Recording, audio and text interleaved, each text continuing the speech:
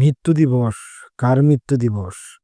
ভগবান তো মৃত্যুবরণ করেনি, তিনি তো লীলা সংবরণ করেছিলেন।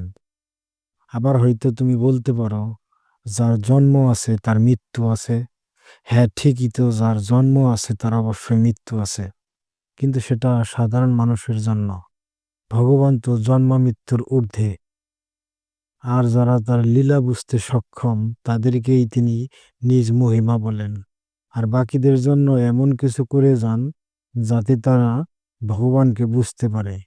এই লীলাটিও তাদের জন্যই। আর কোথায় পাওয়া গেছে ভগবান শ্রীকৃষ্ণের মৃত্যু হয়েছে? প্রমাণ আছে কারো কাছে? এবার হইতে বলতে পারে, জরা নামক ব্যাধ তো শ্রীকৃষ্ণকে তীর মেরে হত্যা করেছিল। জরা ব্যাধ তীর মেরেছিল, এইটুকু সকল শাস্ত্রে লেখা আছে।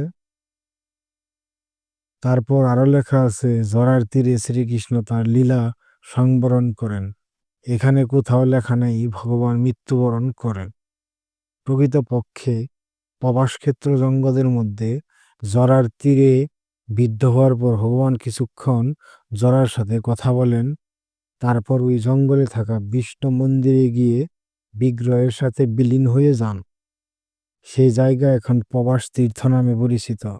অর্থাৎ ভগবানের সাধারণ মানুষের মতো মৃত্যু হয়নি।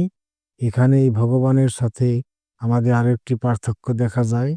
তাই পরিশেষে বলা যায়, যেখানে ভগবানের মৃত্যুই হয়নি সেখানে মৃত্যু দিবস পালন করার প্রশ্নই আসে না।